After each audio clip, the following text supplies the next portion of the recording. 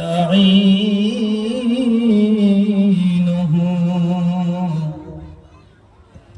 ونستغفره ونؤمن به ونتوكل عليه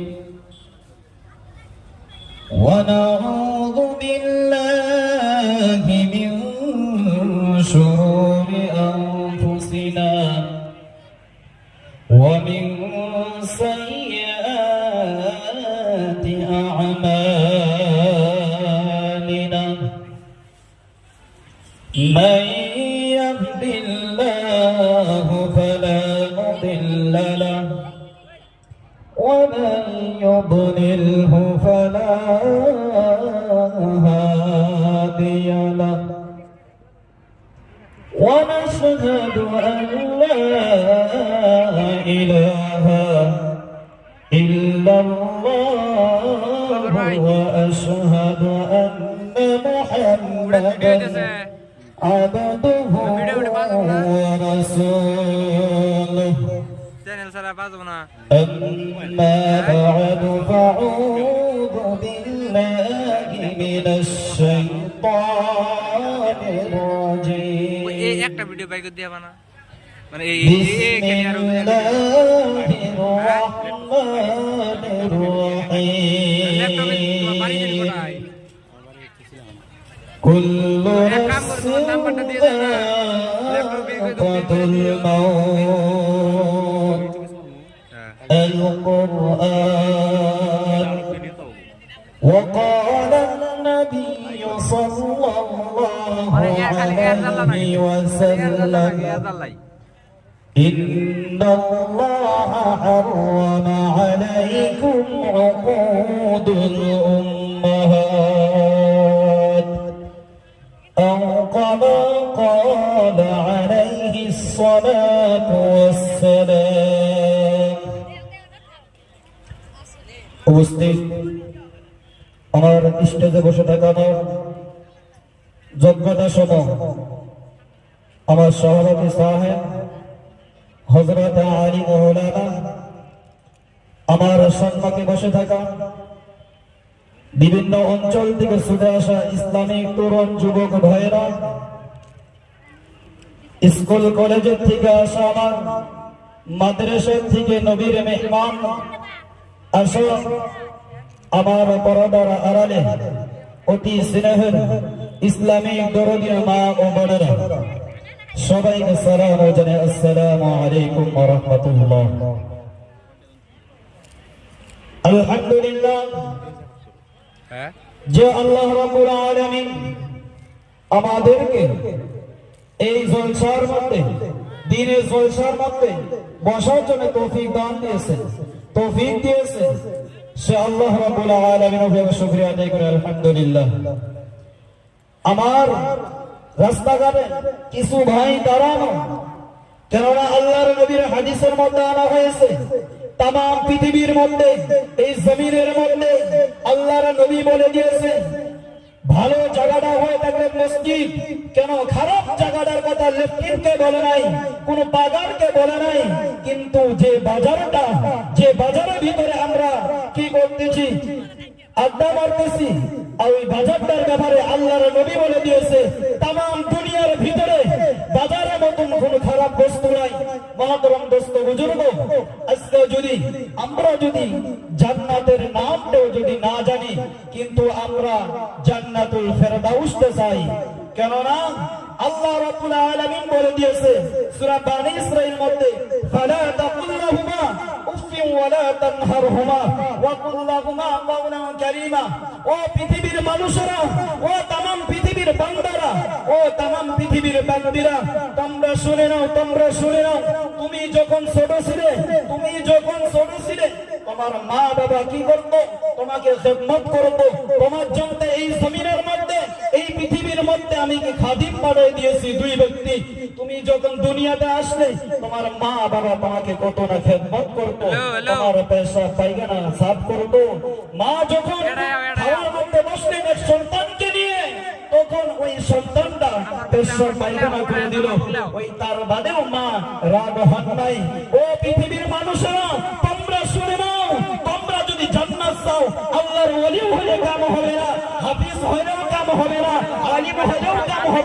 100টা degree নিবেন কাম হবে না। কিন্তু আল্লাহর নবী বলে দেন আল জান্নাতু তাহতা আকদামিল উম্মাহাত, মা বাবার পায়ের তলে জান্নাত। আল জান্নাতু তাহতা আকদামিল উম্মাহাত, মা বাবার পায়ের তলে হলো জান্নাত। আল্লাহর নবী হাদিসের মধ্যে বলে দেয় হুমা জান্নাতুকা ওয়া নারুকা, হুমা জান্নাতুকা ওয়া নারুকা, ওই মা ওই বাবা তোমার জন্য জান্নাত আর জাহান্নাম। আল্লাহ কোরআনের মধ্যে বলে দেয় তুমি যখন ছোট ছিলে, আমি যখন ছোট ছিলাম, আমার পেশাব পায়খানা যখন মা সাফ করতো, অল্পটুকু মা উফ শব্দটাও করতো না, অল্প ভিতরে কষ্ট আনতো না। ও তামাম পৃথিবীর মানুষেরা, তোমরা যদি জান্নাত চাও, যত বড় আমলদার হও না কেন, যত বড় আলিম হও না কেন, কাবা শরীফে বাইতুল্লাহ তুমি হজ করো, কোনো কামে আসবে না, কোনো কামে আসবে না। তোমার মা তোমার বাবা যদি নারাজ থাকে, তোমার মা তোমার বাবা যদি নারাজ থাকে, কেননা হযরত আলকামা রাদিয়াল্লাহু তাআলা আনহু এক সাহাবী ছিলেন, তার মৃত্যুর টাইমে এক ব্যক্তি এসে বললেন ইয়া রাসূলুল্লাহ ইয়া হাবিবাল্লাহ, হযরত আলকামা রাদিয়াল্লাহু তাআলা আনহুর মরণোত্তর হয়ে গেছে, কিন্তু তার কলেমা নসিব হচ্ছে না। আমাদের নবী ওই ব্যক্তিকে বললেন এ ব্যক্তি ওই আলকামার মা বাবা কি জিন্দা আছে নাকি? তখন বললেন ইয়া রাসূলুল্লাহ ইয়া হাবিবাল্লাহ নাআম নাআম হা, আলকামা রাদিয়াল্লাহু তাআলা আনহুর মা জিন্দা আছে। ইয়া রাসূলুল্লাহ ইয়া হাবিবাল্লাহ, আমাদের নবী তখন কি করলেন ওই আলকামা সাহাবীর মার কাছে জিজ্ঞাসা করলেন ও আলকামার মা, হযরত আলকামার আমলটা কিরকম ছিল? হযরত আলকামা রাদিয়াল্লাহু তাআলা আনহুর মা বলে ইয়া রাসূলুল্লাহ ইয়া হাবিবাল্লাহ, চোখের পানি বন্ধ করেছেন আর বলে ও নবী গো, ও দয়ার নবী কি বলবো? আলকামা রাদিয়াল্লাহু তাআলা আনহু কোনদিন তাহাজ্জুদ মিস হতো না, কোনদিন ফরজ নামাজ কাজা হইতো না, তার ইসলামিক যতটা কানুন ছিল সব আদায় করত। তখন ঘটনাটা কি হয়েছে? তখন আল্লাহর নবী ডাক দিয়ে বলে ও আলকামার মা, তুমি আলকামার উপরে নারাজ আছো নাকি? তখন বললেন ইয়া রাসূলুল্লাহ ইয়া হাবিবাল্লাহ, আমার বেটা দুনিয়ার মধ্যে জমিনের মধ্যে সব আমল করত, আল্লাহর ইবাদত করত, কিন্তু আমি তার মা তার উপরে নারাজ হয়েছি। আল্লাহর নবী বলে কেন কেন কেন? তখন আলকামা রাদিয়াল্লাহু তাআলা আনহু বলে, আলকামা রাদিয়াল্লাহু তাআলা আনহুর মা বলে ইয়া রাসূলুল্লাহ ইয়া হাবিবাল্লাহ, সব কিছু করত, কিন্তু আলকামা সাহাবীরা আমার সঙ্গে নাফরমানি করত। মা বাবার সাথে নাফরমানির কারণে হযরত আলকামা রাদিয়াল্লাহু তাআলা আনহু কলেমা নসিব হচ্ছে না। তখন আল্লাহর নবী ডাক দিয়া বলে ও আলকামার মা, তুমি আলকামাকে maaf করে দাও, maaf করে দাও। তখন বললেন ইয়া রাসূলুল্লাহ ইয়া হাবিবাল্লাহ, আমি maaf করতে পারবো না, আমি maaf করতে পারবো না। কারণটা হয়ে দেখলেন আমি আলকামা রাদিয়াল্লাহু তাআলা আনহুকে এত কষ্ট করে লালন পালন করলাম, তার দিনের বোঝ তার কাছে আছে। তখন আল্লাহর নবী ডাক দিয়ে বলেন ও বেলাল রাদিয়াল্লাহু তাআলা আনহু, ও বেলাল রে, তোমায় কি করো? শুকনা খড়ি নিয়ে আসো, শুকনা খড়ি নিয়ে আসো। শুকনা খড়ি না আনার বলে হযরত আলকামা রাদিয়াল্লাহু তাআলা আনহুকে আগুনের মধ্যে জ্বালায়া দাও। কারণ তখন আলকামা রাদিয়াল্লাহু তাআলা আনহুর মা বলে দেয় ইয়া রাসূলুল্লাহ ইয়া হাবিবাল্লাহ, এটা কি রকম কাম? মার সামনে সন্তানকে জ্বালানো হবে, এটা আমি মা হয়ে সহ্য করতে পারি না। আল্লাহর নবী ডাক দিয়া বলেন ও আলকামার মা, তুমি শুনে নাও, জমিনের মধ্যে পৃথিবীর মধ্যে কোনো ব্যক্তি যদি, কোনো মা যদি, কোনো বাবা যদি কোনো সন্তানের উপরে নারাজ হয়, কোনো সন্তানের উপরে নারাজ হয়ে যায়, আল্লাহ ডাক দিয়া বলে ও তামাম পৃথিবীর বান্দারা, ও তামাম পৃথিবীর বান্দিরা, তোমরা শুনে নাও, তোমরা যদি মা বাবাকে খুশি করো, আমার মা বাবাকে যদি খুশি করো, আমার যদি নাফরমান বান্দা হয়ে যাও, আমি আল্লাহ খুশি হয়ে যাই। আর যদি তোমার মা বাবার নাফরমান বান্দা হয়ে যাও, তোমার মা বাবার সাথে যদি নাফরমানি করো, আমি আল্লাহর সাথে যদি ভালো আচরণ করো, আমি আল্লাহ খুশি হই না।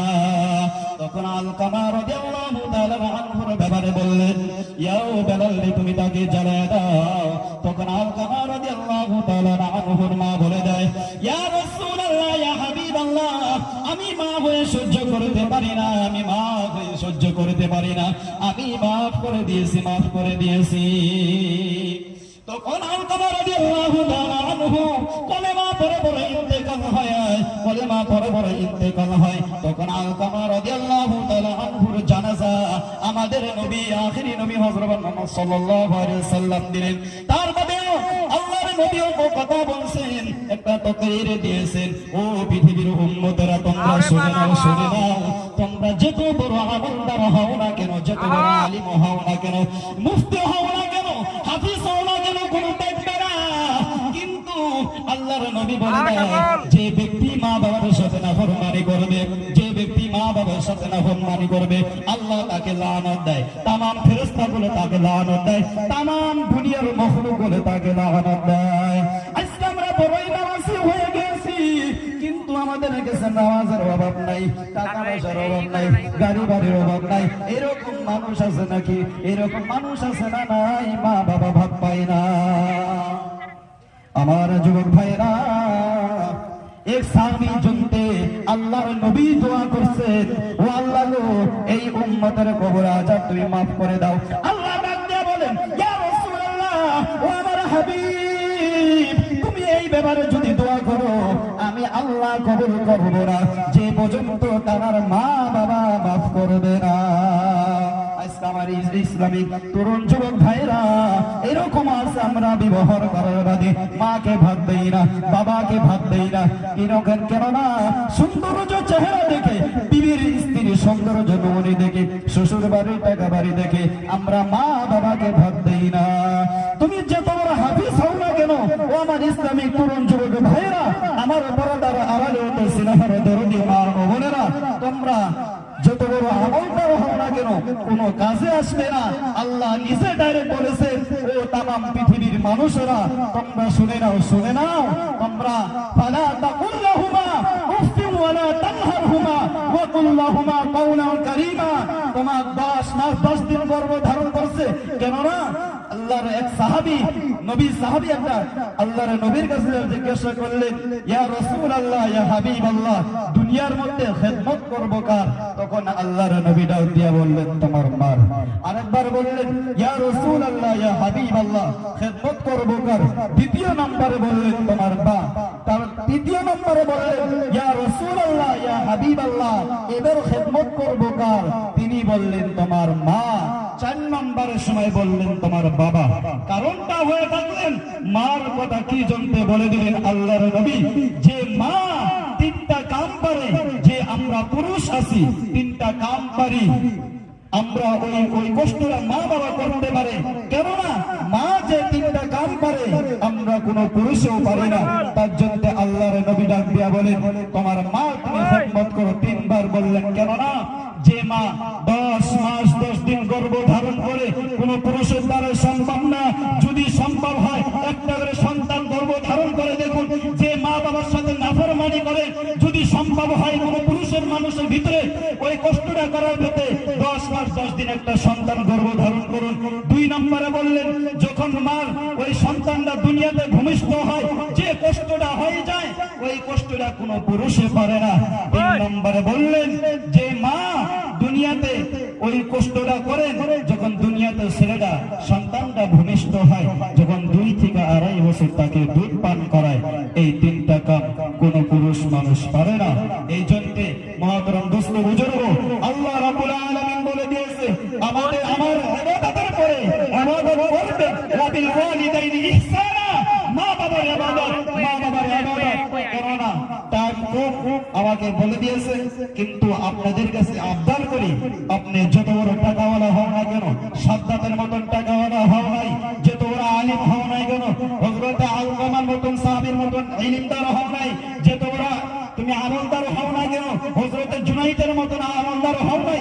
এই জন্য আমার ইসলামী তরুণ যুবক ভাইরা, পাও দুটো আগে পায়ে হাত দিয়া বলে যাব, যত বড় হও না কেন, মা বাবার সাথে আল্লাহকে ওয়াস্তে নাফরমানি করবেন না, নাফরমানি করবেন না।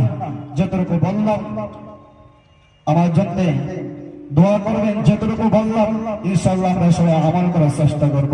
ওয়া আখিরু দাওয়ানা আলহামদুলিল্লাহ।